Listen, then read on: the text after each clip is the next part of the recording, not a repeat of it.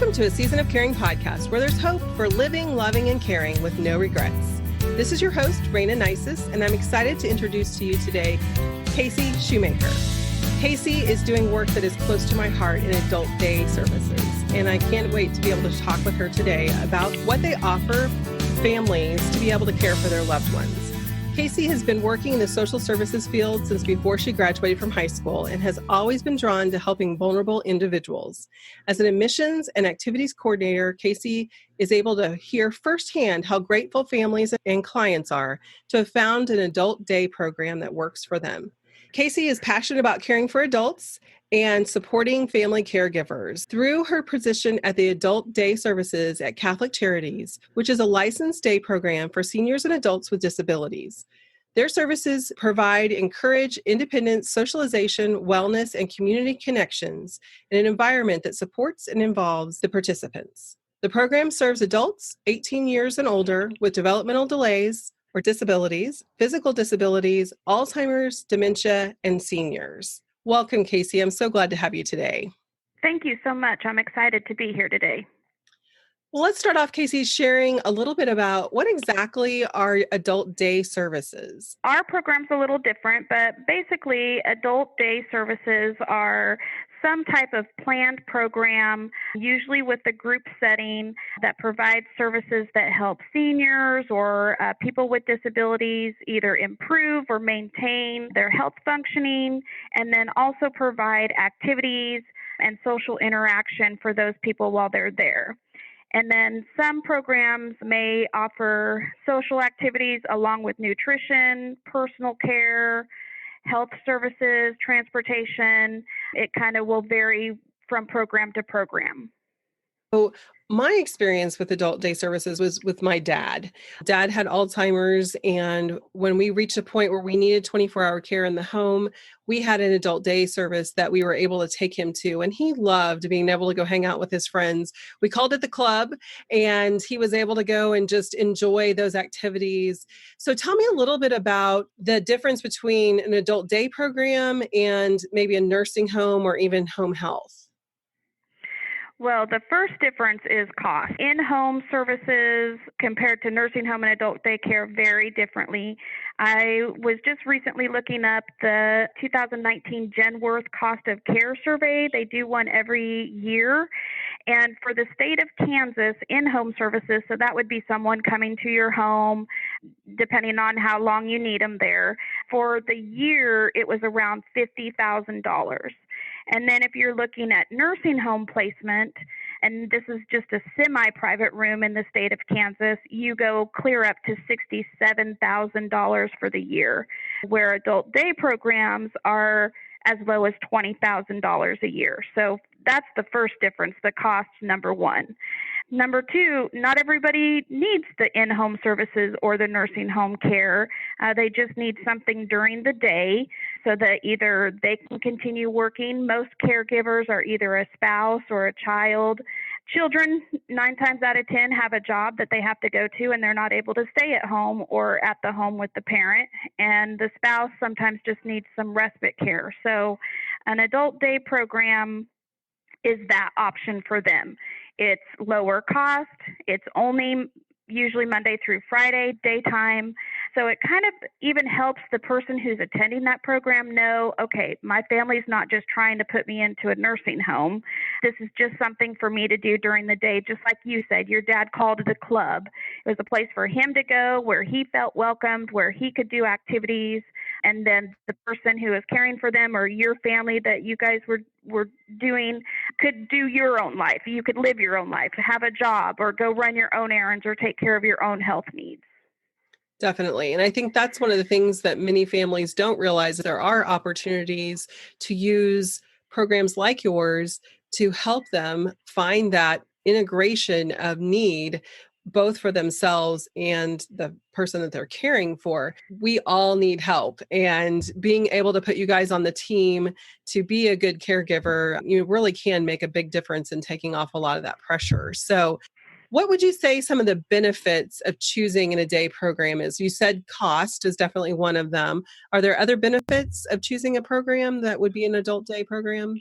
Oh, absolutely. So we want our family members to be safe. We want them to be in a secure environment, and we want them to be taken care of during the day. A lot of times it's hard for us to let go of that and allow someone else to do it, but that's one of the benefits of adult daycare. The programs have trained individuals. So, like our program at Catholic Charities, our staff are CNAs.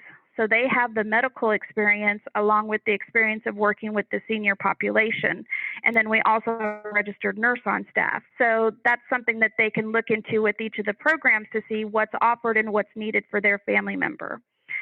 It also helps with their independence. It helps preserve that independence. So they don't have to feel like I'm stuck at home all the time. I can't get out into the community. They can come and, again, consider it a club, or they're coming to hang out with their peers and socialize. That's important for seniors, and a lot of times they lose that as they get older, as unfortunately their friends are passing away, they're losing their social connections, and so that will re-engage them right away by having them come to a program like that. And then again, because there's those trained staff, it could even improve their health. Of course, Alzheimer's, dementia, those things maybe can't be improved, but other health issues. People don't always think about someone with cancer is welcome to come to an adult day program. There's that nurse there. There's the CNAs. We can recognize when some health issues are coming up, and we can relay that information to the family so that they can get those things taken care of at the doctor maybe a little sooner. As caregivers, sometimes we get stressed out. Sometimes we're not noticing those little things that are occurring. And so a trained individual who's seeing them during the day, we can kind of be that outside person that's like, oh, hey, we're thinking this might be an issue. Along with most programs do some type of health monitoring, whether it's as simple as they weigh them every month or they do blood pressures. Most programs will have that information for you. And then finally, I think the biggest benefit of adult day programs is improving the patient caregiver relationship, because that is so easily strained with someone who is elderly, with any type of health issue, including the Alzheimer's, dementia, because that affects everybody differently. And so allowing the caregiver some respite, allowing the two people time away from each other where they're not with each other 24/7, it just makes it an easier relationship for everybody.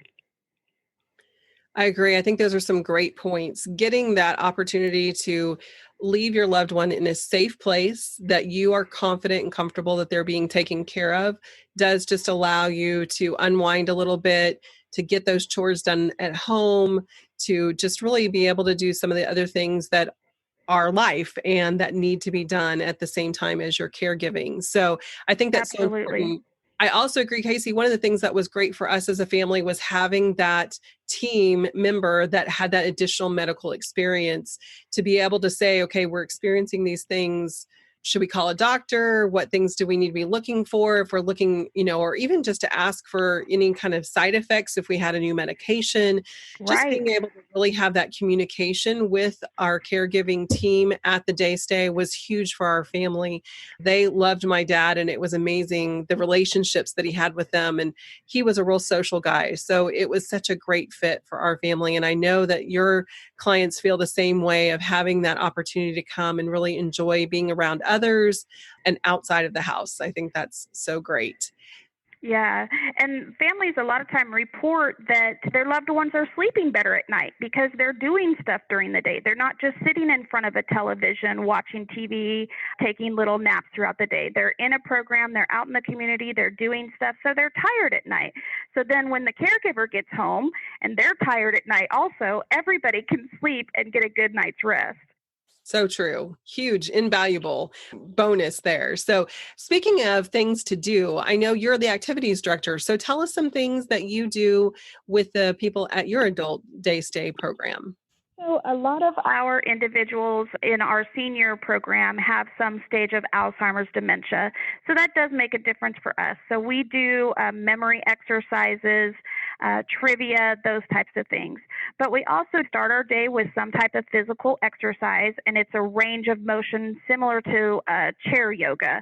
So it's at everybody's level. They can start out by sitting in their chair or wheelchair if that's what applies. And they just kind of get their limbs moving and their blood flowing a little bit. And then if they're able to, the second part of that can also be done standing up. And then pretty much you name it, we do it. We do arts and crafts, board games, bingo, lots of memory recollection, and then they love to just socialize. They're with a group of peers around their age. They talk about what they used to do for jobs. They talk about their grandchildren. It's just a nice kind of family atmosphere where they can do things.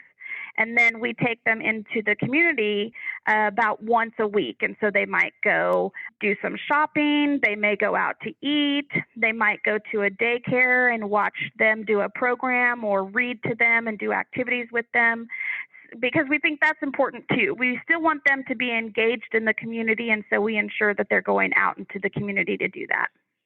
I love that. That is so great. I think so many times as we have individuals that are having difficulty with their memory, we assume there are a lot of things they can't do. And I love that you're giving them the opportunity to do all of those things, because they can, to some degree, their own ability. They can interact, they can enjoy that community. And that is amazing that you guys have that opportunity. Yeah, you're absolutely right. Another plus for our family was the diet. As we were having in-home caregivers at different times, what they fixed for my dad wasn't always the best. We'll just put it that way. So I love too that the adult day program gives you a good, well-rounded meal.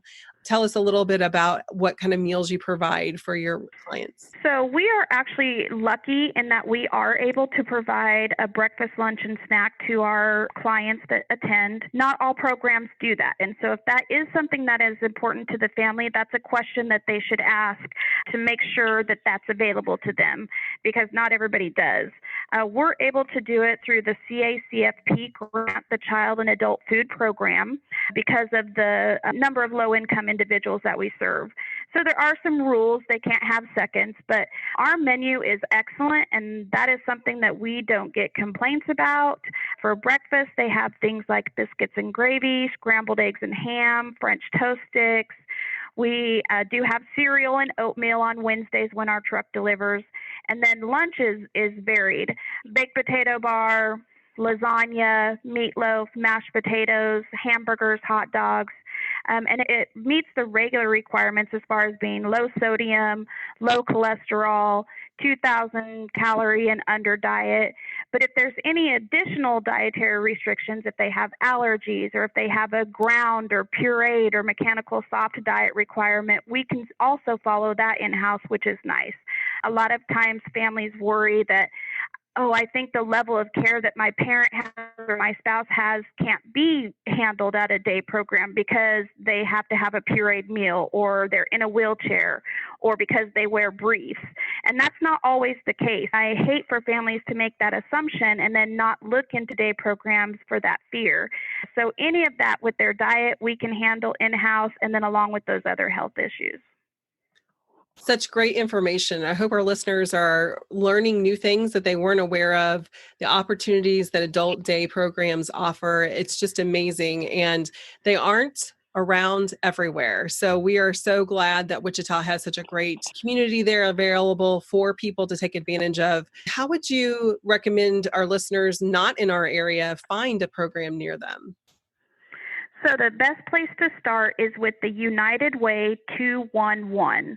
It's kind of like them calling 911. There's no other numbers needed, but it's 211, and it's through the United Way. And they have a large database for everyone in Kansas of programs or elder care or care for people with disabilities. And you just call that number and say, this is what I'm looking for, this is what I need information on, and here's my location. Is there anything here or in the surrounding areas? And then the other choice is a simple Google search, adult daycare, in whatever area they're in with the zip code and see what pops up for them. Here in Wichita, we have the CPAAA, and that's a good start, and so is Sedgwick County. So those Google searches will bring up some additional information. I know it's a process, and I know sometimes it's overwhelming, but even a simple phone call to one of those programs is a great start for them. That's such great advice. And lastly, Casey, can you just tell us a little bit about who needs to consider adult day stay for their loved ones? I think anyone can consider it, but a lot of times that's difficult for us to know. And so when that person can no longer structure their daily activities on their own, they don't remember to take their medicine, they don't remember to turn off the stove, or they're doing things that are unsafe in the home. If the person is isolated or they desire some companionship, if they can't safely be left at home alone for those reasons mentioned above, but maybe other health concerns, if they're physically or cognitively challenged, obviously that means that they can't be left at home alone safely. And if they live with someone who works outside of the home and needs to keep that position, we can't all take sick days as often as we need to be a caregiver, so that allows them to still be able to work. And then finally, if the caregiver is feeling overwhelmed or the patient and caregiver relationship is becoming strained, instead of getting to that point, that's the time to look into another program such as Adult Day. I love that. That's some great advice. And I hope that our listeners are really, again, just getting some new information that can prompt them to make some calls and learn some more about different opportunities for Adult Day. Again, Catholic Charities in Wichita is doing an amazing job. I know you guys have a new facility getting ready to open this summer, and you're really looking forward to that. You provide such a great service for our community. And with each individual, I know you have the opportunity of a sliding scale. So it's great to check into what's available to you in your area. Sometimes people think this is a higher dollar amount than what will work for them. And there's definitely some places that are more expensive than others. But I love the service you guys are providing to Wichita. And thanks so much for taking the time today, Casey. Thank you. I really appreciate it.